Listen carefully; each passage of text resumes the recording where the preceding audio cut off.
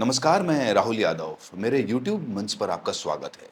दोस्तों, social media के इस ज़माने में कब कोई रातों रात स्टार बन जाए, कहा नहीं जा सकता। या फिर कब कोई रातों रात बदनाम हो जाए, ये भी किसी को नहीं पता होता। ग्वालियर हाई कोर्ट में जब बाबा साहेब की प्रतिमा लगाने की बात हो रही थी, तो कुछ सामंती वकील उसका विरोध कर रहे थे। उन्हें भी ये मालूम नहीं था कि रातों रात ये खबर एक नेशनल हेडलाइन बन जाएगी और वो अंबेडकरवाद के सबसे बड़े दुश्मन बन जाएंगे, संविधान के सबसे बड़े दुश्मन कहलाएंगे और पूरी जनता उनका विरोध करने लग जाएगी। 11 जून को एक महासम्मेलन होता है, भीम आर्मी ग्वालियर में पहुंचती है और वो एक बात पर अड़ी थी कि किसी भी हालत में हम बाबा साहेब की प्रतिमा लगा कर जाएंगे। लेकिन पुलिस की चार चौबंद व्यवस्था थी। उनको सांत्वना दी गई, उनको दिलासा दी गई कि इस पर फैसला जल्द ही सुना दिया जाएगा। अब इसको लेकर एक बहुत बड़ी खुशखबरी सामने आ रही है।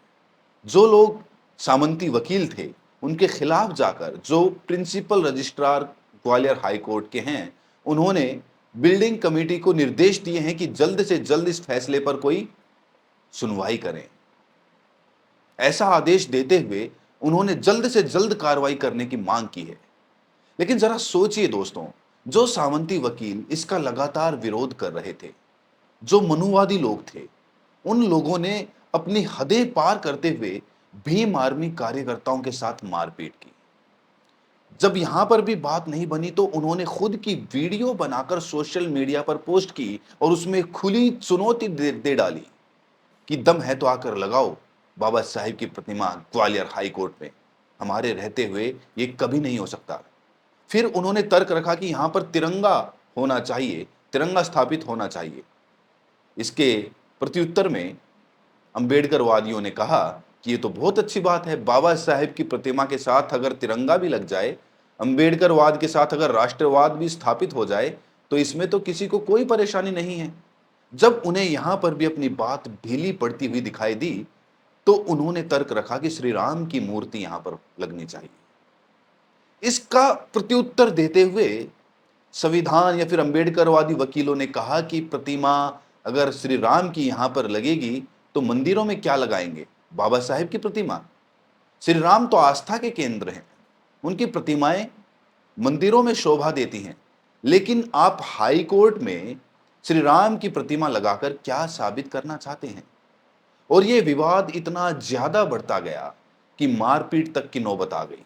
लेकिन उन तमाम दिनों में ये मामला फरवरी से शुरू हुआ था और लगातार चलते-चलते अब जून पहुंच चुका है, लेकिन इस मामले की कोई भी सुनवाई नहीं हुई है। सुरेश कैत साहब, जो कि चीफ जस्टिस थे, जिन्होंने ये फैसला सुनाया था, उन्होंने हाल ही में एक इंटरव्यू दिया है और उसमें कई सारे खुलासे किए हैं। वो खुलासे सुनकर आप भी चौंक जाएंगे। उन्होंने कहा है कि अगर मैं ये फैसला नहीं सुनाता, तो आज मैं सुप्रीम कोर्ट में जज बना होता, मेरा प्रमोशन हो गया होता। चूंकि मैंने ये फैसला सुनाया, इसी वजह से मुझे रिटायर होना पड़ा और मेरा प्रमोशन रुक गया। उन्होंने ये भी कहा कि अगर मैं अपनी चीफ जस्टिस की पावर का इस्तेमाल करता, तो उसी वक्त बाबा साहेब की प्रतिमा वहां पर लग जाती। अब उनकी जब ये बात खुलकर सामने आई इंटरव्यू के दौरान, तो काफी लोगों ने सवाल करना शुरू किया कि क्या कोई भारी दबाव था चीफ जस्टिस पर फैसला सुनाने को लेकर, या फिर अपनी पावर्स को जिस तरीके से उन्होंने बात की है कि मैंने पूरा पावर का इस्तेमाल नहीं किया, तो पावर को इस्तेमाल करने को लेकर क्या कोई उनके ऊपर दबाव बनाया जा रहा था? उन्होंने इस बात की परतों को पूरी तरह से नहीं खोला है, लेकिन उन्होंने एक चेतावनी दी है कि आने वाले समय में मैं और भी ज्यादा खुलासे करूंगा। लेकिन बड़ा सवाल यहां पर यह खड़ा होता है, जो मनुवादी लोग सरेआम वीडियो बनाकर ललकार रहे हैं भीम आर्मी को, जब भीम आर्मी 11 जून को ग्वालियर में पहुंचती है, तो उनको 25 किलोमीटर दूर पुलिस की चार चौबंद व्यवस्था से रोक दिया जाता है। शहर में घुसने नहीं दिया जाता। प्रशासन कार्रवाई करता है और उन्हें शहर से बाहर ही अपना आंदोलन करना पड़ता है। भारी संख्या में भीम आर्मी के लोग पहुंचे थे। यह भी सच्चाई है कि अगर वो लोग शहर में घुसते, एंटर करते, तो भारी नुकसान भी हो सकता था।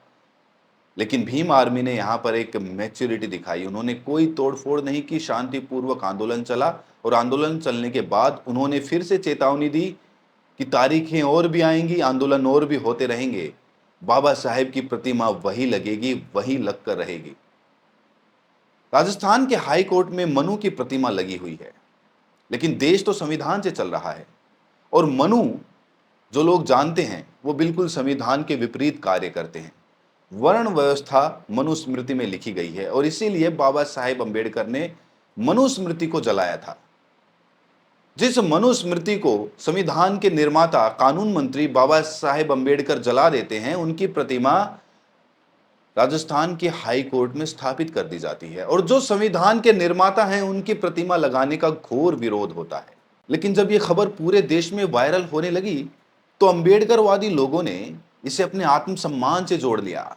उन्हें लगा कि यह हमारे आत्मसम्मान पर गहरी ठेस है, गहरा आघात है। बाबा साहेब अंबेडकर को हम भगवान मानते हैं और अगर हमारे भगवान की प्रतिमा कोर्ट में नहीं लगेगी तो फिर कहां लगेगी?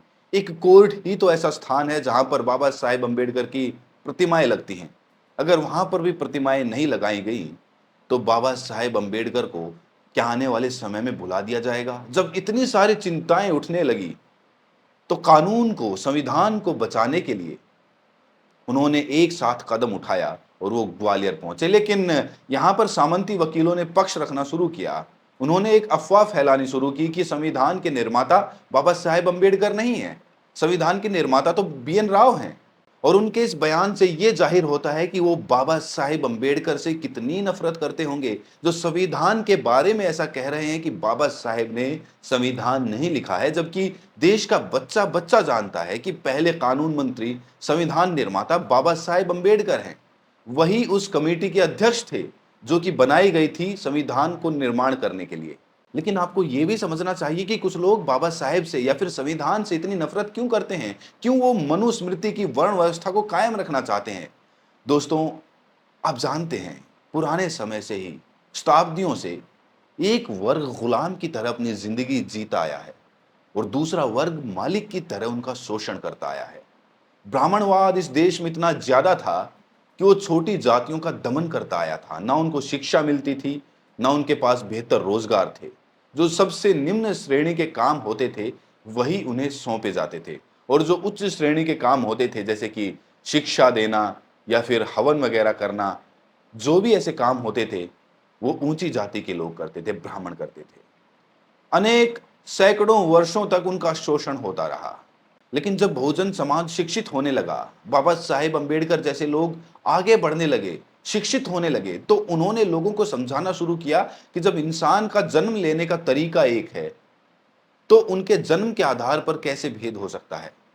जन्म के आधार पर भेद करने का मतलब है उनके साथ शोषण करना, और इसीलिए संविधान का निर्माण हुआ और इसी के आधार पर उनके हक, उनको न्याय मिलना शुरू हुआ। लेकिन आज के समय में भी कुछ लोग वो मलाई चाटते रहना चाहते हैं। वो नहीं चाहते कि ये व्यवस्था बदले, क्योंकि उनको तो आराम पसंद है, मेहनत का काम वो नहीं करना चाहते। अगर आज भी आप देश में देखेंगे तो जो निम्न श्रेणी के काम हैं, गटर को साफ करना या फिर इस तरीके के काम करना, वो सारे छोटी जातियों को सौंपे जाते हैं।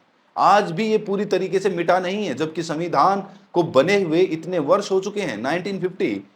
1949 के वक्त संविधान बन चुका था और उस वक्त से अब तक भी ये पूरी व्यवस्था, पूरा ढांचा बदला नहीं गया है। तो इससे आप अंदाजा लगा सकते हैं कि इसकी जड़ें समाज में कितनी गहरी हैं। और जब तक ये जड़ें पूरी तरह से उखाड़ नहीं दी जाएगी, जब तक छोटी जाति का व्यक्ति, एक दलित, एक पिछड़ा, एक आदिवासी बराबर नहीं खड़ा होगा, तब तक देश का विकास नहीं हो सकता। जब तक उनको समानता का अधिकार नहीं मिलेगा, शिक्षा एवं रोजगार में बराबर की हिस्सेदारी नहीं होगी।